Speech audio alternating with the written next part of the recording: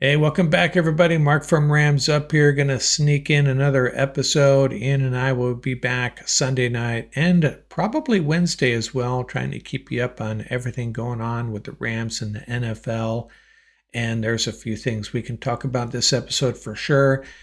But first, it is episode 787 on the podcast. Now, I have talked about three players who wore number 87 already: Ricky Pearl, Billy Truax, and Greg Salas. And I'm going to talk about another guy that wore number 87, and that is tight end Tony Hunter. And I don't really remember him. I should, because he was involved in a significant trade. He was originally drafted by the Bills in 1983, drafted by the Bills he was a first round pick out of Notre Dame. And then on July 18th, 1985, the Bills sent Hunter to the St. Louis Rams for a third round choice and quarterback Vince Ferragamo. That's right, Vince Ferragamo, the quarterback that led the Rams to the Super Bowl. Or did Pat Hayden lead the Rams to the Super Bowl? But regardless, Ferragamo played in that Super Bowl, and the Rams lost that one, of course. But that's how Tony Hunter came over to the Rams, and he played for the Rams for just those 2 years, 1985 and 1986, because in 1986 suffered a serious leg injury, and that basically ended his career. He could not pass the physical the following year. So he ended up playing in 23 games for the Rams, 65 catches, 768 yards, and 4 TDs. A very promising young tight end, very talented, and unfortunately his career cut short by that injury. Number 87 for our Los Angeles Rams, Tony Hunter. Now let's get on to some news items. Matthew Stafford was supposed to return to camp on Monday. The Rams are off Sunday.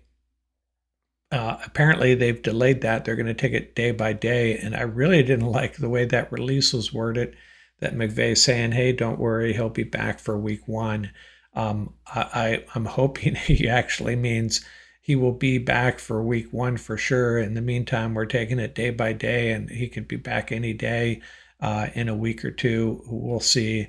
Let's look at it this way: Matthew Stafford getting some extra rest, and it's a little bit of a bummer he's not having an opportunity to build his relationship with guys like Devontae Adams and Terrence Ferguson, and even Jordan Whittington. A guy that he may not have a strong connection with, and kind of Tay Mumfield. Man, hearing great things about Mumfield. Someone compared him to Justin Jefferson. I don't know where that came from. But hey, this is what happens every training camp. I think Mumfield's going to be pretty good, but let's pump the brakes on the Justin Jefferson comparison, shall we? Now, Mike LaFleur, the Rams offensive coordinator, pointed out that he had always been an admirer of T.J. Humphries and his steadiness, his reliability as a left tackle, but had never really known him personally until the Rams brought him in. And feeling really good about his progression, getting caught up with the playbook and entrenching himself with this Rams offense. So I'm feeling a little bit better about our situation there. And it got me thinking, Lyric Jackson, solid left tackle. But, DJ Humphries was pretty darn good in his own right. And then he had that injury, had an off year following the injury. Is DJ Humphrey, does he have a chance of winning that starting job, even if Alaric comes back? Something to consider.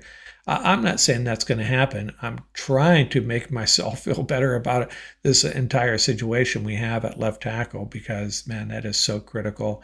But bottom line, DJ Humphries seems to be working out for the Rams right now. So maybe we can all sleep a little bit better knowing that Alaric Jackson may not be ready to go opening day for the second year in a row. Last year it was suspension. This year, those blood clots. Now, there's a Super Bowl ticket scandal that's erupted. I think apparently 100 players have been notified that they will be fined and or suspended. I think that's how it was worded. for taking their Super Bowl tickets that they are given and turning around and selling them at a profit. And I just got to say, sometimes there's rules that are like, hey, by the way, don't sell these tickets. Or is it communicated very strongly, do not sell these tickets or you could get in some real hot water with the league. I don't know how that's communicated, but regardless, these players, I'm going to put them in the knucklehead category if that's what they're doing with these players, with these tickets. It's just silly. We'll have to see if any Rams are on this list. I hope not, but not a good look.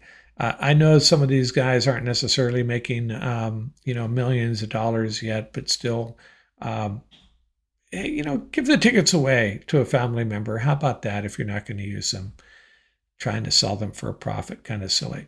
Now, Emmanuel Forbes, I wanted to talk about him real quickly because the Rams have been talking about how he's put on some muscle. Sean McVay saying that he's stronger. He's put on some weight without losing any functional capabilities. I assume he means twitchiness, speed, all those characteristics that are critical to being a great cornerback in the National Football League. And I went back and looked, on his draft a day card, he came in at 6'1", 166 pounds. And that's what he looked like when he showed up with the Rams last year. And they have him listed at 180 now. So if they're being honest with us, he's put on 14 pounds. And if he has put on 14 pounds without losing any significant speed or twitchiness or athletic ability, big win for the Rams. But they need a guy like this. I mean, they got we've talked about this. They got a pretty good cornerback room. They don't really have any elite guys, in my opinion. Maybe Forbes is that guy. And again, maybe that's why they tricked us. They didn't draft a cornerback like we all thought they would.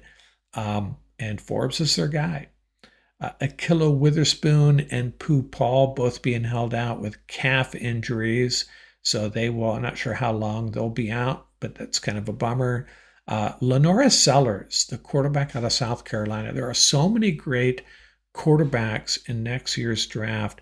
And Lenora Sellers, it really jumps off the screen if you watch him, and it's understandable why people are suddenly elevating him into the mid or even early first round. But you got to pump your brakes on that as well. This guy, 6'3", 240 pounds, if the Rams are serious, as Les Snead and Sean McVay have said, about maybe evolving into an offense led by a quarterback that can extend plays and do some special things off schedule with his legs and with his arm as well, Lenora Sellers is one of those guys. I encourage you to go watch his highlights on YouTube. Pretty impressive. Now, the thing on Sellers is he started out last year statistically not very pretty. And then he, by the end of the year, played much better and really elevated his status among draft evaluators, player evaluators. So it's still, we need more data on Lenora Sellers. We need to see a full season of him excelling. But the reason I wanted to bring him up today is, and I didn't learn this till the other day, the South Carolina offensive coordinator is none other than Mike Shula, Chris Shula's uncle. So if the Rams, want to learn as much as possible about Lenora Sellers, they're in a really good position to do that. The family connection. And does that mean the Rams would draft Sellers? Absolutely not. But it would certainly mean that they have a better feel for his ability to excel at the NFL level than maybe any other team. Chris just has to call his uncle, get him on the phone for a bit. Now, if Sellers is, what a lot of people are thinking, a very good quarterback, but a guy that's going to be there late in the first round, bingo for the Rams. That they can use that first pick, hopefully the Falcons pick in the 10 to 12 range. I'm thinking maybe a little later for just a left tackle or an impact player at another position, and then grab Sellers late in the first round or even the second. That would be quite the steal for this Rams offense. Now, this is assuming Sellers is the real deal, and maybe he isn't, but go watch the film. It's pretty entertaining. Mike Singletary, the former Bear linebacker and 49ers coach, I saw him on, I think it was MSN, an MSN video interview with a lady reporter, and she asked him, "Hey, who you got in the NFC West?" And he said, "Remember, former 49ers coach." And he said, my gut tells me the 49ers. However, if you look at the rosters, you look at the Rams rosters, they're going to be right there. And she paused and said, "Well, wait a second. I can see where you're coming from. They add Devontae Adams, they draft Terrence Ferguson." And he interrupted us. And now I'm talking about the defensive line mostly. This is a special defensive line up front. This group can get after quarterbacks. And you look at the quarterbacks in the NFC West, they can all be bothered. And that's what you need to do is bother these guys, get in their face, get your hands up, and really good things happen with your defense when your front can do that. I think Mike Singletary knows a little bit about that. Reading between the lines, Mike Singletary thinks the Rams are going to win the NFC West is my takeaway. If he wasn't a former 49ers coach, he probably would just come right out and say it. But interesting take by one of the greatest linebackers in the history of the National Football League.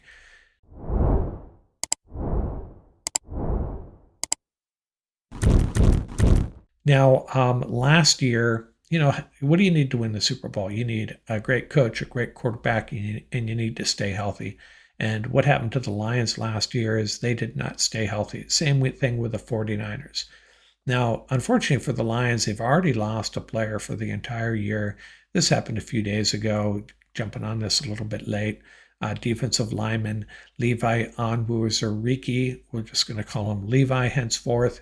He was a second round pick in 2021, and they were hoping he could step up because Alam McNeil, who's in front of him on the depth chart, is coming back from an injury himself. So they've already lost some depth. This is a significant hit for the Lions. And, it's like Ian was talking about losing Stafford for not being able to practice. It's just a bummer. And it's, it's just a bad vibe, I think, on the field for a team when players drop off like that. I think with Stafford and Witherspoon and Pooh, not really that big of a deal. But for the Lions to lose a guy for the year already, it just kind of you just have to start being concerned. Here we go again. Are we going through this again already? We just went through this last year, and we're already losing a guy we were counting on. So just wanted to mention, you think we got it bad with Stafford nursing lower back pain. Some of these teams are already losing guys, and the Lions losing a key player. Quite the bummer for Levi, because this could have been, he's been in the league for 3 years now. 4 years, and this could have been his year to really step up. It's going to have to wait a year. Now, nothing gets you more excited about the season than looking at the opening week schedule, especially this year. Man, it's a pretty healthy slate. Thursday night football, Cowboys at the Eagles, NFC East game. Those are always fun. Cowboys going to give them a run. The Eagles coming off the Super Bowl. Teams are usually a little bit more vulnerable than normal than they would be the following week, perhaps. Friday night football. So the Chargers and the Rams are both at home opening weekends. I guess that played into having the Chargers host the Chiefs on Friday night. Allows them to get the field repainted, I guess, in a couple of nights. That's a really interesting game. A lot of people picking the Chargers to win that division. Some people picking the Broncos. A lot of people still picking the Chiefs. Nobody's picking the Raiders. And then Sunday morning, a bunch of ho-hum games. They packed Sunday afternoon, though. The Lions at the Packers, big NFC North game. Texans at the Rams, two playoff teams, interconference game at SoFi. And then a big NFC West showdown, 49ers at the Seahawks, two teams that missed the playoffs last year. Seahawks by a tiebreaker, 49ers. The season was kind of a disaster. So that's a big game. A Seahawks defense that is finally molded after the coach Mike McDonald, and a 49er offense with some holes up front on both sides of the ball, in my opinion. And one of these teams is going to disappoint, I think. What I'm concerned about is which game's going to be televised if you're outside the greater LA area on the West Coast. The 49ers Seahawks games on Fox, the Texans Rams game on CBS. If both these games are televised, very possible. Lions Packers, that game is probably going to be have more national interest, I would think, than the other two. I may be heading out someplace other than the homestead here to watch the Rams Texans. Haven't bought the package, so that's a little bit of a bummer. I think the Rams were televised where I am. Every game without the package, just on regular TV. I think all but one, maybe two games. I think it was just one game. I think it was the Rams at Seattle, which turned out to be one of the greatest games of the season, that overtime game with that Demarcus Robinson catch. Yeah, we all remember that one. And then Sunday Night Football, the Ravens at the Bills. You could argue those are the top two contenders in the AFC. And then Monday Night Football, it's not a marquee game, Vikings at Bears, but that should be another NFC North matchup. So the NFC North all squaring up on opening weekend. So J.J. McCarthy versus Caleb Williams. And by the way, word out of Chicago is things not going well for Caleb Williams. Ben Johnson is not happy with how that's going. And is it a case of Caleb Williams really struggling, or is it a case of Ben Johnson just having really high standards and Caleb just needs to pick up his game a little bit? We'll have to see. Worth monitoring, because if that goes south with Caleb Williams, man, I don't know what the Bears are going to do. Coming out of USC, we all thought he was the next great one. And to knock on him, and we talked about this months ago, he got sacked a lot at USC. And there are some statistics. Was it Greg Costello that shared this? One of these quarterback whisperers shared this, that, quarterbacks that get sacked a lot in college tend to get sacked a lot in the NFL. It's a characteristic that, they can't find their second read. They have trouble reading defenses. They hang on to the ball too long, and that doesn't change. So hopefully, for the Bears' sake, that's not the case with Caleb Williams. Training camp dates. So just wanted to share this real quickly. 3 days in the book. So the Rams have Sunday off. Monday and Tuesday, they have their afternoon gigs. Thursday, the middle of the day. And then they come back Saturday and Sunday, afternoon gigs. And then Tuesday on the 5th of August, the joint practice with the Cowboys. That's prior to the game with the Cowboys, preseason game. And then they have a joint practice with the Chargers. And let's just hope these are productive practices. We don't want any more of that Rams-Bengals debacle, or even last year, the Bengals-Rams debacle I'm referring to. The helmet swinging incident, not a good look. One of Aaron Donald's worst moments, I think. And then, of course, last year, the Cowboy defensive lineman trying to take out a Rams intern. And fortunately, both coaching staffs handled that admirably. And that, I think, was the end of that defensive lineman's career with the Cowboys. So, those joint practices are always fun, but always a little bit scary as well. Now, I wanted to share a camp battle discussion. We've been talking about various camp battles to keep an eye on. In this episode, I'm going to talk about the outside linebackers. The top two guys, we're not going to talk about Jared Verse and Byron Young. They'll be out there that first snap, the first defensive snaps for the Los Angeles Rams in 2025. I expect Young and Verse both to be out there. Who's the next guy up, though? Brandon Jackson comes in at 6'4", 263 pounds, a second-year guy, fifth-round pick in 2024. He was active for just 7 games last year. I know he was banged up early, but it was a little bit concerning he didn't get on the field more. He ended the season with 47 defensive snaps, 56 special team snaps.